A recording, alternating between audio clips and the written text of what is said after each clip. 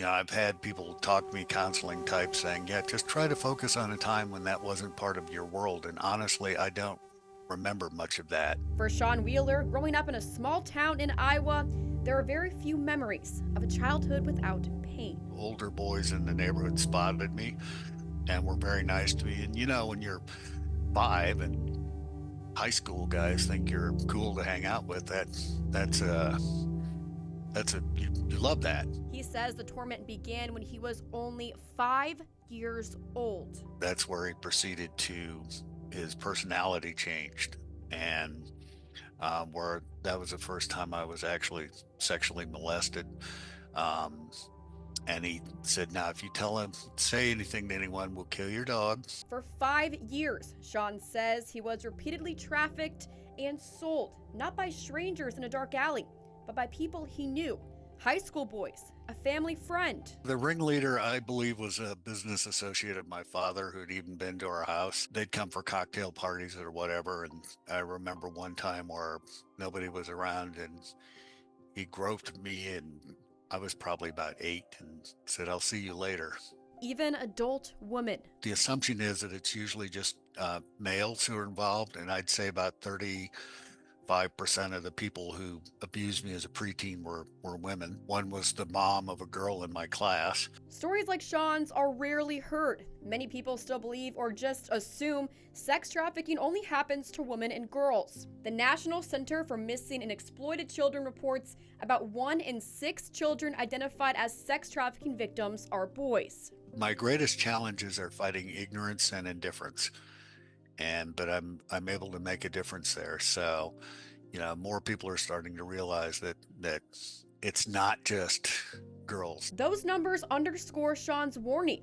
Boys are targeted too, yet rarely recognized. There is a lot of misinformation around trafficking. I think people have a very Hollywood version of what they think trafficking is, and it's a little more subdued. Jennifer White, founder of ICT SOS in Wichita, says in reality, sex trafficking is often hidden in plain sight, a relationship, a promise of help, or the illusion of love.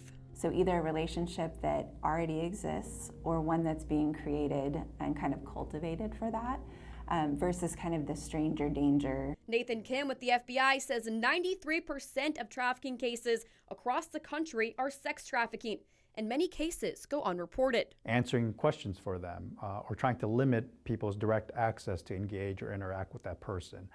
Is the person, obviously obvious signs are like of abuse, bruises, obvious signs of drug use, because drug is oftentimes used as a means of control. Kim says the FBI sees mostly small-scale operations in Kansas, but the damage to victims is devastating. Sean eventually escaped his abuse when his parents divorced, and he moved to Arizona with his mother, but the trauma followed him into adulthood. Even the Navy, where he hoped for a new start, was not safe. So I joined the Navy, but after boot camp and training school, at my first duty station, I was gang assaulted again by the people working at the command I was at. They took advantage of me, and I told my counselor, why didn't I spot that? And she said, well, they know how to spot victims, people who are vulnerable. Today, his mission is to stop this with a book titled Wretch, detailing his story of finding faith and redemption. He says if you can't talk about what you're going through, perhaps write it instead.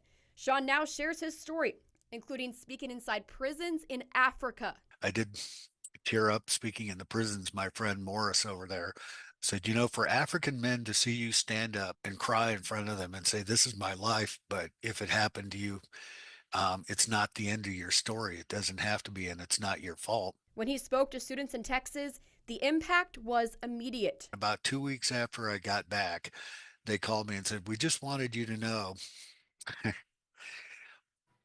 when you left, we had to double the hours of our counseling center and our prayer room because kids were coming out of the woodwork. Sean's courage reveals the hidden side of trafficking, that boys can't get groomed and sold. And unfortunately, in an advanced technology world, experts say comes with more ways for predators to find victims.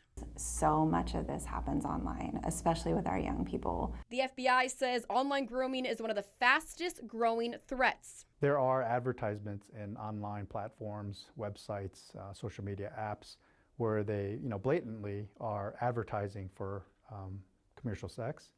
And, obviously not all commercial sex is trafficking, but oftentimes you will see people that look very young. Like that person looks like they're probably a juvenile under the age of 18. The United Nations Global Report on Trafficking in Persons, about 65% of identified trafficking victims worldwide are women and girls. That's where Brandy's story begins. Everybody thinks that, oh, they're just getting snatched in the street and just like being taken like to Mexico or something like that. Like that's just what it is, but there's so much more that goes into it. Brandy Adams was just 17 when someone she thought was a friend sold her to a pimp. Today, Brandy speaks out to help others find hope, just like Sean. I had a lot of things wrong with me, but one of the major things I had is called pelvic inflammatory disease, so it ate away a lot of my reproductive system, and I was told I wouldn't have kids. But not all of her system. Finally, I got pregnant with him, and I was able to actually have one of my own kids, and that was one of the things that I'm really shocked with that I can have today is my own child, because I always just wanted to be a mom. Her story shows the lifelong wounds trafficking leaves, even when survivors break through to the other side. I never thought I could speak up about it or I could say my story, and yet they feel like that in a room full of people that they could talk about it. And before my story, they couldn't have. People are starting to realize that victims come from all backgrounds, all over the country. I think even in a town like Wichita, you're going to have it, or even small towns like, it's not just New York and LA. That reality is what drives groups like ICT SOS and the FBI to remind everyone that trafficking is not just a faraway problem. Reach out to somebody that you think might be able to help for help. And if that doesn't work, then look for someone else. Don't give up.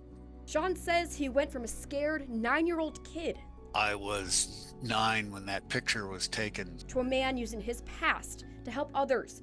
He calls it redemption, proof that even in the darkest moments, survival and hope can still be written. I can't help them all. And the answer I felt like I got was, you can help the ones I send to you.